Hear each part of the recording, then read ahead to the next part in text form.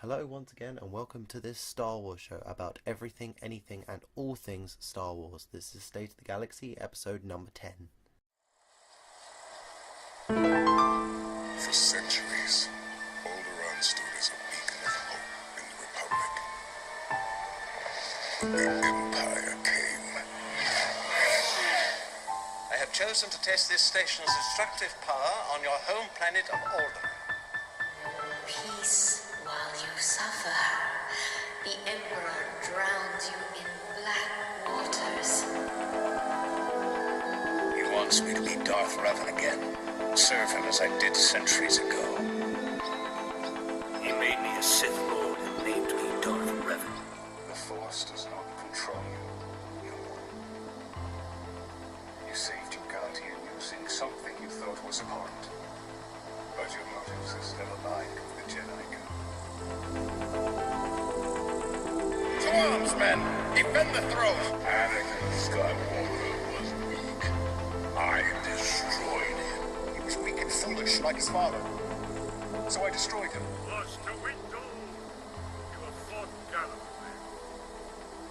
Worthy of recognition in the archives of the Jedi. It is finished. To them it is.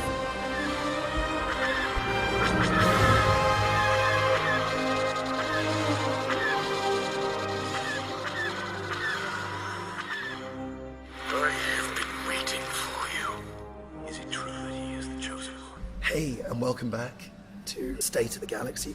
And I'm joined today by a very special guest. If you want to introduce yourself, Hi, my name's Guy. because my voice sucks at the moment, so you Yes, might have yes, to it do does. a little bit of leading. That's fine, I've got no problem with that. So we're going to do a bit of a review of Episode 8. You've seen it twice, haven't you? Yeah, twice. Yeah. So overall, we should probably cover that first. What were your thoughts? Out of 10, perhaps? Out of 10, it's quite difficult actually. I really enjoyed it. I thought it was like a 7 or an 8. Yeah. So it was good, but there are bits of it that weren't very good. And bits of it that were great.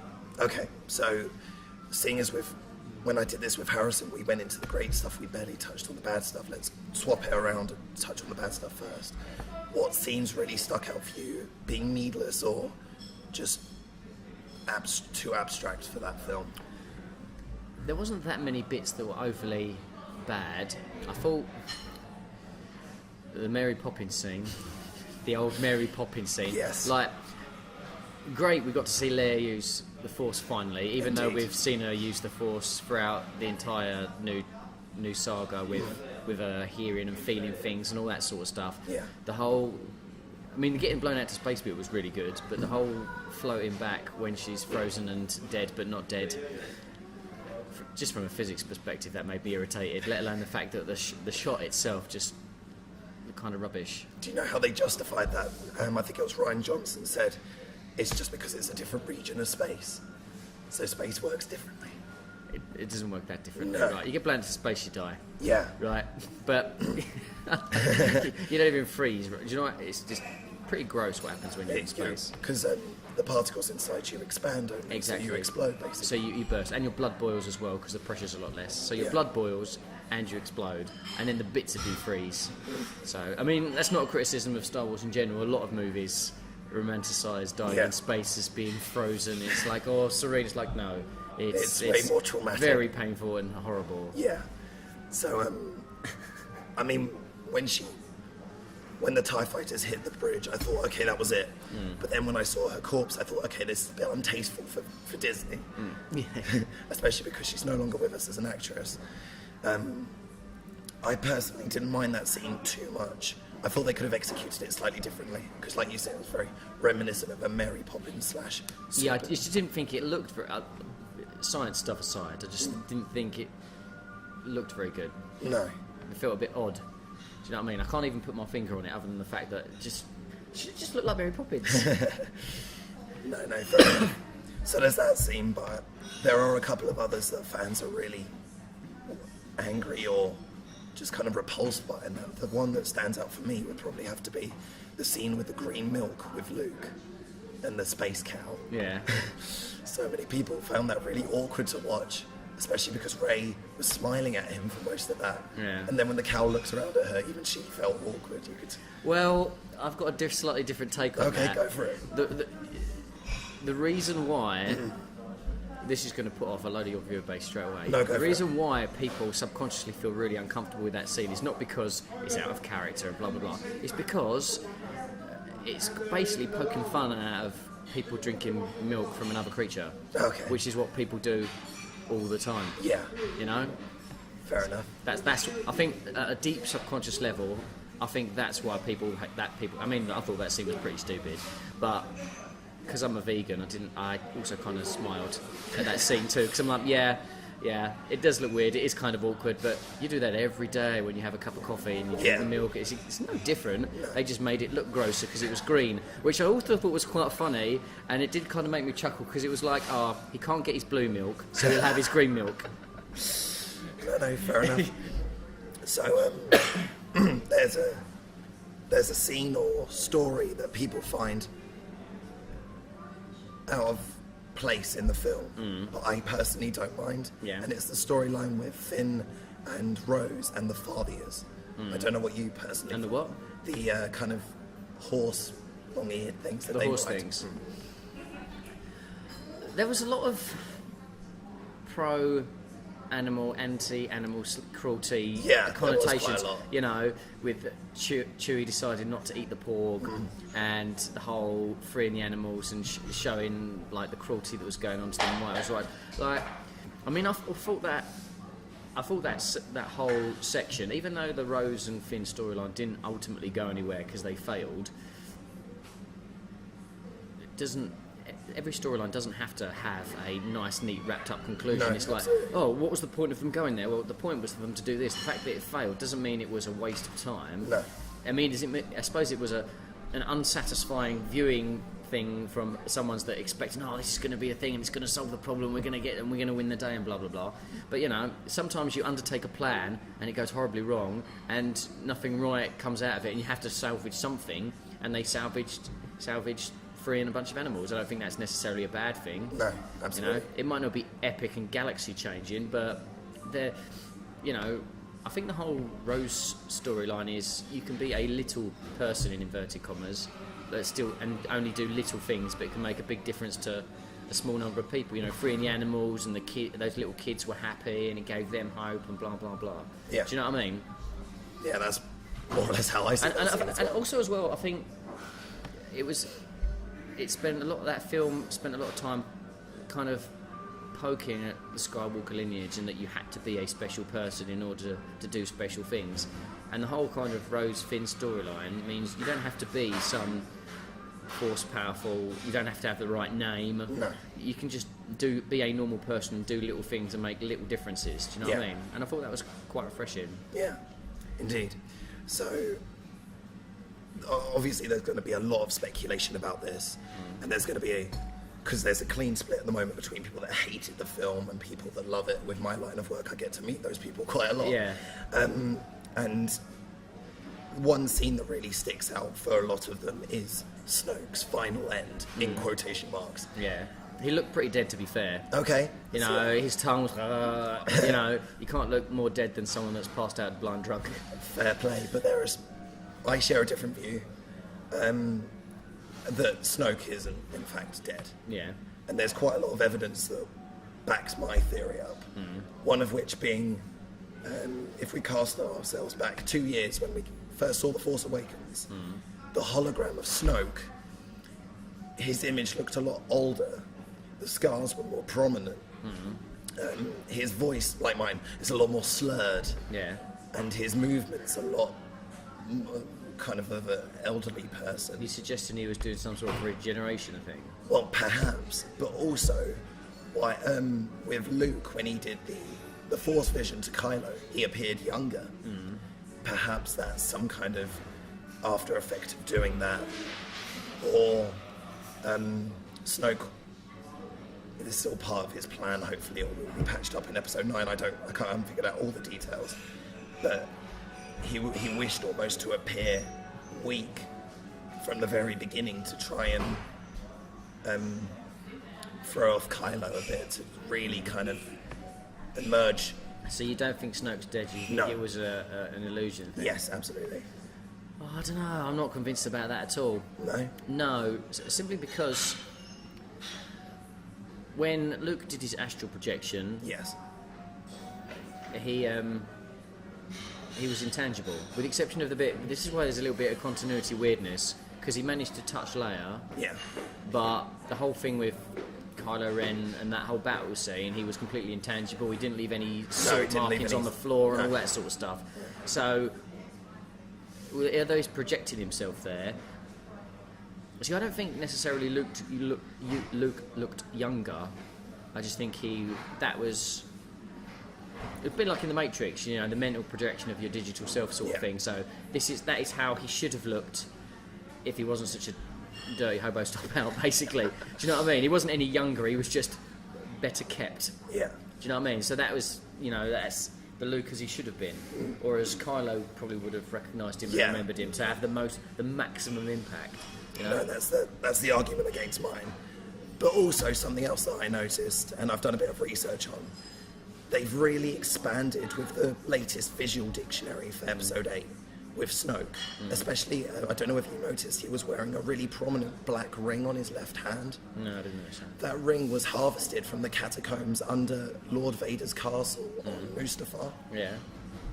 Now, my theory is, and a lot of other people have speculated this as well, that it's almost like a Horcrux or a Sith holocron, where you're able, if you're powerful enough, to put a part of your spirit inside a holocron, and if it's touched by the right Force sensitive, it can almost revive you or bring back part of you.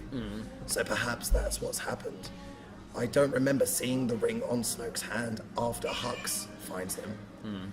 So as Hux is still clearly broken up about the loss of the Supreme One, perhaps he could be the next one to carry on the legacy. Maybe. It just seems a little bit. Maybe they'll do that. I don't think they will though. No. I think they killed him on purpose. Yeah. They killed him on purpose to progress Kylo Ren's storyline. Okay. And I thought he was the best thing about the film. Oh wow. Okay. Yeah, like I think his performance was really good. Like if you think about it, he played the conflict, the battle between good and evil, and what was right and what was wrong, and on his face excellently. Like if only Hayden Christensen had managed to do that once. Yeah. You know, in the prequels, that would have been really nice. He did a very, very good job of playing that confliction, like Yeah. to the right, to the dark. Like when he was asking Rey to join him at the end, he was pleading because he didn't want to be doing it on his own. So I thought he was very, very good. Him and Mark Hamill were excellent. I think they were the best two in the movie Okay. from a performance standpoint. My last couple of points then was that an interview with Andy Serkis. A lot of people have almost retconned it and said, no, Andy Serkis was just saying stuff. But he said that Snoke was apparently more powerful than the Emperor. He didn't say in what context, whether he meant in terms of his connection with the living Force, the Force, or his wealthiness within the universe. It could have been a bit of both, because we've seen that he just has money just to throw at the First Order with his dreadnought ships and then his personal ship. Yeah, that was a big old ship. It was a big old ship. So he could have meant that. Didn't stop it being cracked like an egg, though. No, indeed, yeah. Probably one of my favourite scenes out of That scene was excellent, actually. Did you know a lot of people actually complained about that scene because they thought that the film was broken? They didn't understand the use of cinema and how you can take out sound and it would work perfectly fine. In fact, it would improve it. I thought it had a massive impact, you know, Indeed. just like the, and then it was just silent, wasn't it? And it just, that scene was so awesome. You're like, I wonder what happens when you hit something at light speed. That's what happens when you That's hit exactly something what at light speed. And I thought Holdo was a wonderful character. I'm guessing you saw who she was played by. Yeah, Jurassic Park lady. Yeah, that was really nice to see. Yeah. See her back in a cool role like Yeah, I that. liked her as well. I I didn't get why she didn't just tell Poe what the plan was. Yeah. That I don't, unless I'm missing something or there's something else in a visual dictionary, which, by the way, you shouldn't need to enjoy a movie. No, indeed. I'm all for reading up around it, but you shouldn't have to read a visual dictionary or go back and read other stories for the films to make more sense. The film should be standalone, and although everything shouldn't be laid out for you, there was no reason for her not to tell everybody, oh, by the way, this is our plan. We're going to run because there's a base over there. It's not like she couldn't trust them because they're all rebels, they're all running, they're all going to get killed, so they're all on the same side. I didn't understand why she didn't just tell him. It would have made it more. I know it would have robbed dramatic tension and blah, No, blah, blah, fair. but it also just didn't make logical sense. No, it would have made more sense had when Poe Dameron found out the plan, he'd be like, no, I still want to continue with my plan, we should have done this. But he was like, yeah, let's do that. He's like, oh, that was a really good idea. Yeah. He's like, well, why didn't she tell you in the first place? Yeah, because, I don't know, maybe she feared that he put more resistance against her. I don't know. But my last point about Snoke was, and it's more my personal view, why would you build up the character in such a way? It was so ominous in episode 7, we didn't know anything, and the speculation that followed from that he was Plagueis, that he was Vader, that he was Mace Windu, that he was Leia. That was ridiculous. Yeah, but that's just the fans making stuff up. So the fans are disappointed because they invested all this energy into this dude that just gets killed. But also that he was built up cinematically. It was almost, imagine if Sidious had been killed off far earlier.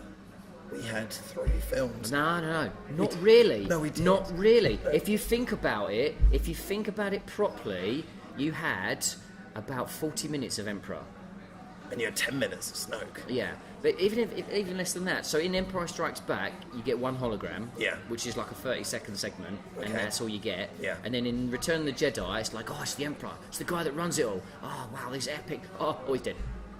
And that's all you get. It's no different. The only difference is you get the prequels as well. But in 1983, when Return of the Jedi came out, 1983, that was it. Like, you had the Emperor, and he was the guy, and he was the big boss, and he's the guy that tells the other scary guy what to do. And it's like, oh, he's quite powerful. He chucks his lightning around, which is pretty much, actually, if you think about his force powers and what he actually showed, what he did, that's all he did. You know, Snoke lifted people up, he was ripping information from the mines, he was zapping people with Kylo with the lightning, and all that sort of stuff. So, I can feel your anger, oh no, I've been hoodwinked. You got a lot more sense of how powerful Snoke was than the Emperor did. All the Emperor did was zap Luke with lightning, and then he was chucked off a cliff and make some... I don't know why that happens either, right? He's just a dude, even if he is a powerful dude. And then that's the end of him. It's not until the prequels turn up where his character gets built on, and they do a very good job actually through the majority of the prequels of showing you how clever Palpatine is, but also not how clever Palpatine is, just how dumb the Jedi are as well. You know? Yeah, and even Luke makes that point in episode 8. Yeah. Just saying it as these people that were deified and romanticized about just allowed this guy to rise to power and build the Galactic Empire. Yeah. So yeah, fair point to you. So that's pretty much my stuff wrapped up about Snoke. We should probably go into favourite scenes. So for you, what were your favourite scenes out of episode? Favourite scenes. Well,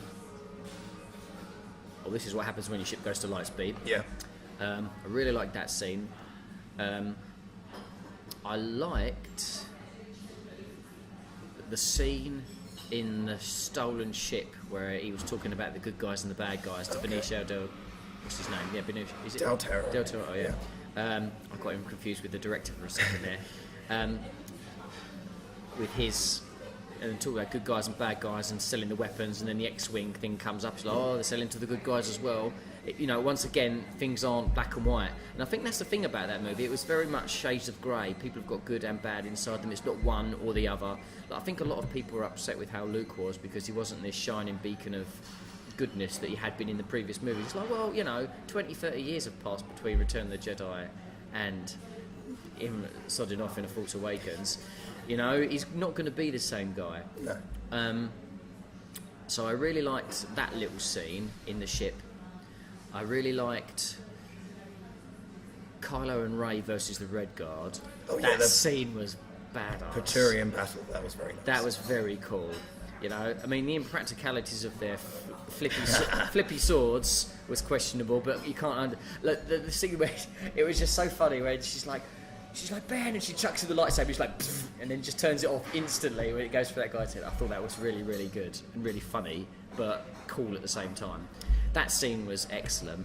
And what else was there? There was another scene that I had in my head as well, but I got distracted thinking about the fight again. Where he's got the double sword thing and he splits it in half, and you've seen that in loads of films, but it doesn't stop it being really cool. What was that other scene I was trying to think about? No, I can't remember. Maybe it was. No, that's fine. I don't know whether you made the connection that I did, but during that Praetorian battle, there was a scene, like you say, with the flippy out sword, where one of the Praetorian guards kind of wraps it around his hand in order to bring, I think it's Rey, closer. That really reminded me of that scene from Iron Man 2. Yes, yeah, with the whips, with Whiplash. That was quite cool. Yeah. I think I'd have to agree with you. The two favourite scenes, hyperspace jump and the Praetorian guard fight. But in terms of what you were saying about... Sorry. No, Yoda's scene. That was the other one I was thinking, when Yoda turned up. I like that. I still don't know what to think. It's been a third viewing for me now, and I've grown on it. But the Yoda ghost, he doesn't look quite right. It's quite a nice recreation of the old puppet, but it's not. It's not exactly. Having said that, though, it's far better than the episode 1 puppet. Yes. But everything's better than that freakazoid Muppet puppet. Holy crap! Indeed, yeah, it was. That was pretty horrible. When Yoda and Kermit have a love baby, that's what you get. But I'm glad they brought the puppet back. Yes. As opposed to the CGI Yoda. Yeah. Because obviously in those years he'd aged a lot and he deteriorated because obviously he got weaker in the Force or whatever sort of things that they're making up to explain why a puppet looks different to a CGI character in the lore. Yeah. But I also like the fact that Yoda came back, and although it was obviously always wise Yoda, he was playing the mischievous imp Yoda that Luke first met when he first met him. Stealing the sausages. Yeah, exactly. How we get too big eating food of this kind? I love that scene. It's good. I like that they brought him back like that to start off with, silly jokey Yoda, because it reinforces the lessons that Luke didn't learn. You're still a child, and I was acting like this when I first met you as a inexperienced little kid sort of thing. I like that. Okay, fair enough. So what you were saying about Luke and how he's changed a bit during the gap of Return of the Jedi and now up to Episode 8. It was actually Mark Hamill himself who went up to Rian Johnson and said, I hate everything that you've done. Yes, I saw some of those things on the internet. I hate everything you've done with my character, but because this is your vision of Episode 8, I'm going to do what you say. Well, that's what I think was so good. I mean, although he's just spoken publicly about how he didn't like what he put his all into that performance, and it was so convincing, and he was very, even though it wasn't the Luke that we remember, and it shouldn't have been, he was so good as that downtrodden, failure-ridden. I don't know. He was just so good at it. You know, you could really feel his sadness and disappointment and his guilt. And I like the three ways they played the same scene of him with Ben Solo. The first one of it was just I was just there looking at him and he turned on me. And the second, and then the second one where. And it kind of echoed back to that scene in Obi-Wan's hut in A New Hope, where he's talking about a certain point of view and all that sort of stuff. Way back then, you get three different points of view of the same story. You know, who said this? Truth is a three-edged sword. I can't remember what sci-fi thing that's a quote from. Babylon 5. You also watch Babylon 5 if you haven't seen it. Truth is a three-edged sword. So there's Luke's original version of what happened, and then there's Kylo telling Rey what happened. From his point of view, that's exactly what happened. It wasn't wrong, even if in the shot it kind of demonified Luke's face and made him look kind of evil and dark. If you notice that. And then obviously you got the final one, which is the truth in inverted commas of, I went in there and I was going to do it and I could feel it and I had the lightsaber in my hand and then I just thought, what the hell am I doing? And that's when he caught me. Yeah. And I like that as well. In fact, the more I've talked, because I haven't really had a chance to talk about it, the more I'm talking about it, the more I'm enjoying things that I just thought were okay. Yeah. When I viewed them. No, fair enough. But that's the argument against that from the other half that I spoke of earlier. They thought that Luke shouldn't have even had that thought for even a moment. Which then again paints this whole kind of like deity thing of Luke, where he was almost like the Gandhi of Star Wars. He couldn't do anything wrong. Well, also as well, if you think about it, I know it's not canon anymore, and I'll be honest and say right now that I've never read any expanded universe stories post-Jedi. I've read Old Republic stuff and stuff in the past, but I've never read anything about what they've done and what's happened after Return of the Jedi. I'm aware of things, but because I watch a lot of Star Wars YouTube videos and stuff like The Stupendous Way and Star Wars theories and all that sort of stuff, Star Wars Reading Club, I've watched some of those and, you know, lore videos and all that sort of stuff, and Luke seems like a bit of a Mary Sue in the expanded universe, the things he can do and the way that he is and how powerful he is and all that sort of stuff. And I think people, even though they weren't expecting him to be like that, anyone that's read any of those books or any of that stuff post-Jedi have got an idea of what Luke should have been or was to them when they read those books. He isn't at all like that. No. You know, and I'm pretty sure, although Mark Hamill might have read some of them, I'm pretty sure he hasn't read everything. No. And so he would obviously have an idea of what his character would be like, but to say that Luke would be like this perfect, angelic dude, I mean, the fact that he knew that his family had a dark lineage and he'd stayed true and stayed a Jedi and decided to train people and never went to the dark side himself, despite what his father was like, I think that's a virtue in itself, you know. Being aware of your own family's flaws, but not succumbing to those flaws, just being tempted to do one bad thing for essentially the greater good, and then thinking, oh, this is wrong, and having that moral conscience to not just take your nephew out in one green blade. No. You know what I mean? Okay, fair enough. A bit of a side note, I didn't realise that Luke actually still had his green blade. Because during his confrontation with Vader aboard the second Death Star, I thought that when he denied to strike down his father, he actually threw his lightsaber down one of the ventilation shafts. I didn't realise that he'd actually retrieved it. Well, you see him throw it, and you hear it like kind of clunk away, but it doesn't make any kind of echoey, bouncy noise. No, you know what I mean? play. It just sounds like he's just chucked it away and it's knocked and slid across the floor, sort of thing. So you know, I don't know when he had times he's like, "Oh, my dad, he's dying. I've got to get him to the ship. Oh, wait, I need my toy." You know what I mean? No, fair enough. Having said that, though, a bigger mystery is how if they get hold of his original lightsaber. Do you know what I mean? It fell down a shaft in a Bespin, which is like orbiting a gas giant. Surely it would have just, even if it fell down one of those tiny little holes. Yeah. Like having that lightsaber is more unbelievable than him having his having green one. Yeah, absolutely. And it did annoy me during The Force Awakens when Maz openly says, "A good question, but for another time." It's like, oh, that's just lazy That's storytelling, lazy writing, isn't it? Absolutely. So something that Harrison and I and Tom and I have failed to do in past episodes is where does this leave the state of the galaxy, which of course is the name of our show. Where does this leave the state of the galaxy? Yeah, so in terms of the resistance at the moment... There's only like 20 of them left, isn't there? Yeah, there is. I mean, they did actually speak of, and I hope they don't do an avatar with this, of other resistance forces out there, and they didn't answer their call primarily. So I don't know whether they're going to do so they saw what happened on Crate, or however you pronounce it. Crate, wasn't it? Crate, yeah. And wasn't that the name of like a Darth Lord in the expanded universe as well, Darth Crate? But it was spelled with a K, yeah. Yeah, I didn't notice because they don't do like they do in the Marvel movies. Crate, you know, just so you know where you are, sort of thing. Although saying that, they did that with Rogue One, didn't they? Yeah, they did actually.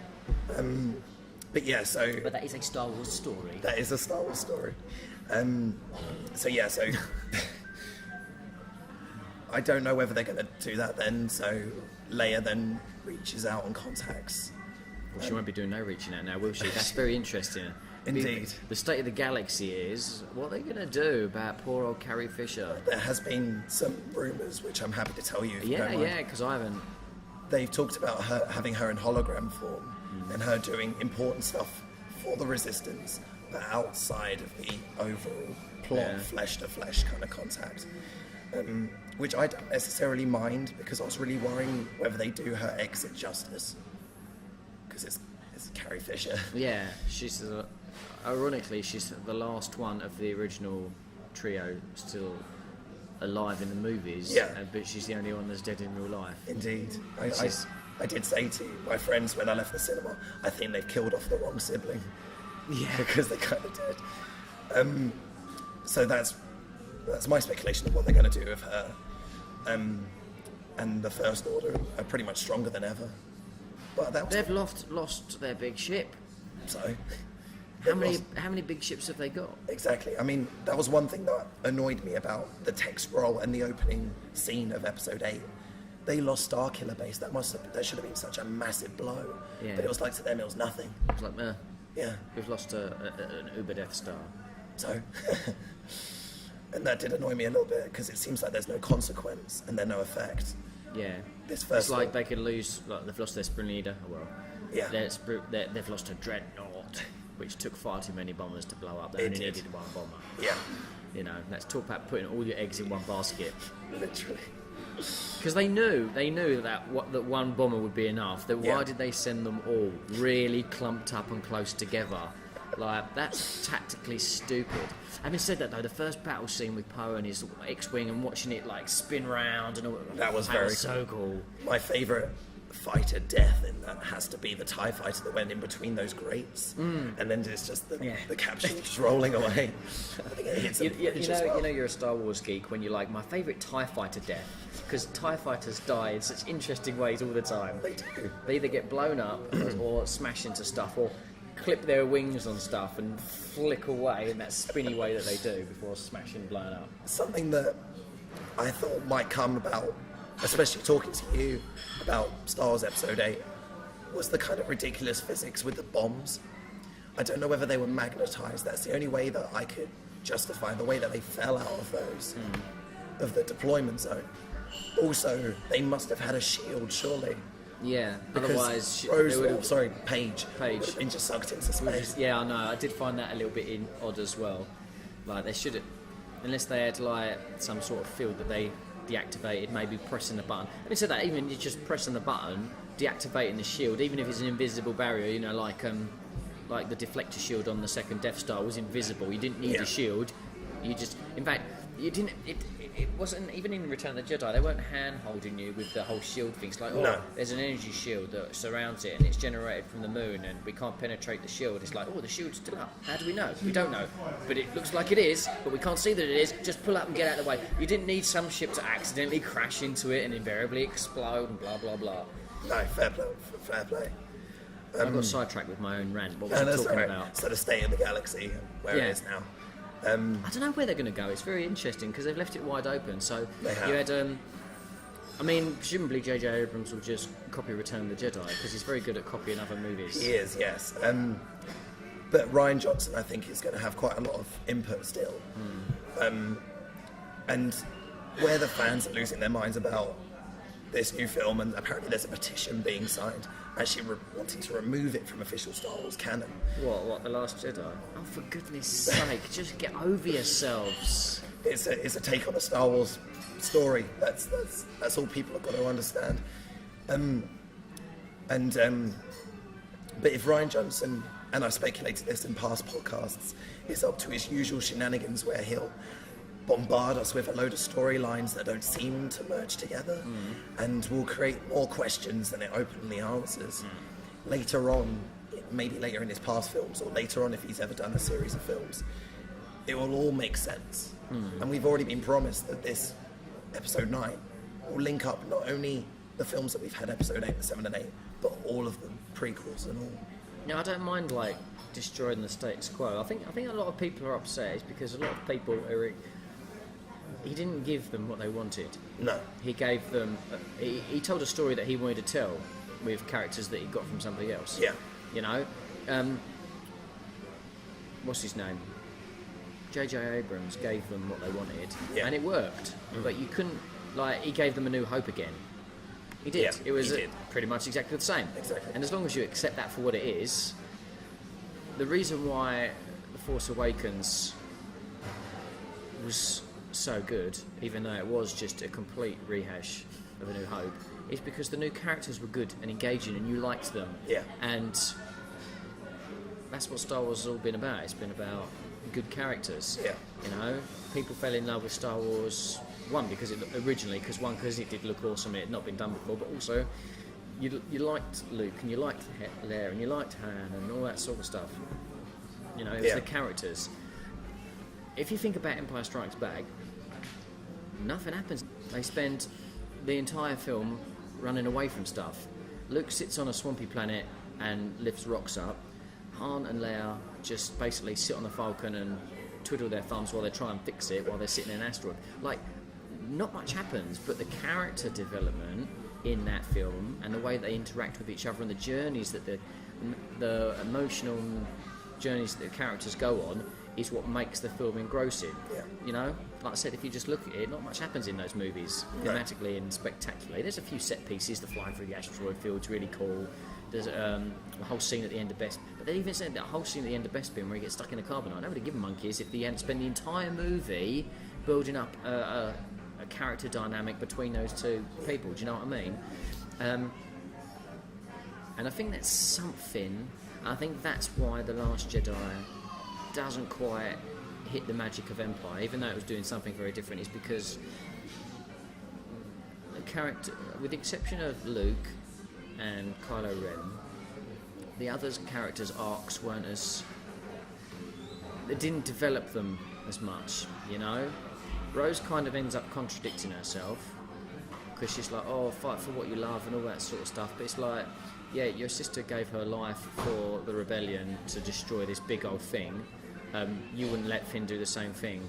So your sister's completely selfless act was kind of... You kind of miss the point with your selfish act of saving the person that you love just so this great big gun can not get blown up. Do you know what I mean? So her arc didn't make a great deal of sense. I mean, I liked her as a character, but her final arc was a little bit confusing to me, at least. Finn's character arc was... I don't know.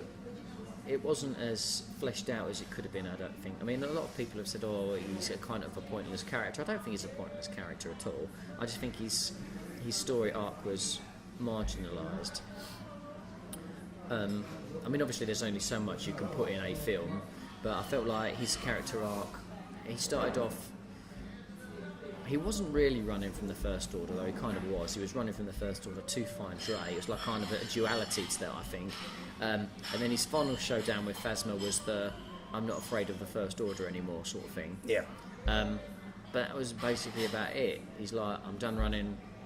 I'm running, but not because I'm a coward. I'm running to help my friend, and now I ain't running anymore. And that was pretty much it. So it was a pretty small... Like I said, Kylo Ren's arc was big, and the problem with Rey's is she didn't really go anywhere in terms of her character development and story arc in that film. She went to see Luke to learn the ways of the Jedi. He didn't really teach her anything new. She didn't develop any new Force powers. She didn't develop her ability to use the Force at all, which is fair enough, but... She didn't learn any great big lesson either. She didn't learn about you didn't need the Jedi because she took all the books. Why did she take all the books if she wasn't thinking about becoming a new Jedi eventually anyway? Like, her character didn't really undergo any particular arc. I also don't get the stupid mirror scene. The stupid mirror scene, I've forgotten about that scene, and then until you reminded me about Rey's character arc. Yeah, that mirror scene was stupid. Yeah. Like, what was that all about? It's just as disjointed and dumb as the cave scene in Empire Strikes Back. Oh, I have to disagree with you. Absolutely. I love that scene. What, the mirror scene? No, not so much the mirror scene, because, yeah, I found it a bit disjointed, a bit out of place, and it didn't go anywhere. Because she openly said, I thought I'd find the answers here. I guess I didn't. Never mind. But with Empire, it was such a visual way of showing someone's inner darkness by physically having it stand there. And then again, we had it in the Clone Wars with Yoda fighting Dark Yoda. That was really cool. So I was pleased to see that. And when we got the original plot leak, I speculated on that link almost immediately, although it didn't play out the way I thought it would at all. So the fact that it linked into that, I didn't mind at all. But the fact that it didn't go anywhere, I hated. Yeah, it was like it didn't really. Although I think that scene in Empire is weird, and kind of slows the pace of the movie down unnecessarily, like kind of stops the movie dead. Well, it was actually in slow motion. Yeah, well, it's not just that; it just feels clunky and a bit disjointed. I get the purpose of it, exactly like what you just said. I didn't think the scene was particularly good, and this is from one of my favourite movies of all time. You know, Yeah. I didn't think that scene was particularly good. And when I was a little kid, it used to scare the hell out of me. I used to go and run and hide in that scene because I knew it was the slow scene and the decapitation and the face thing. Like something about decapitated heads and eyes looking up at me when I was a little kid freaked me the hell out. No, I think it should freak anyone out. Yeah, I know. So, although like my mum made me watch the first Star Wars movie, A New Hope, when I was like 4,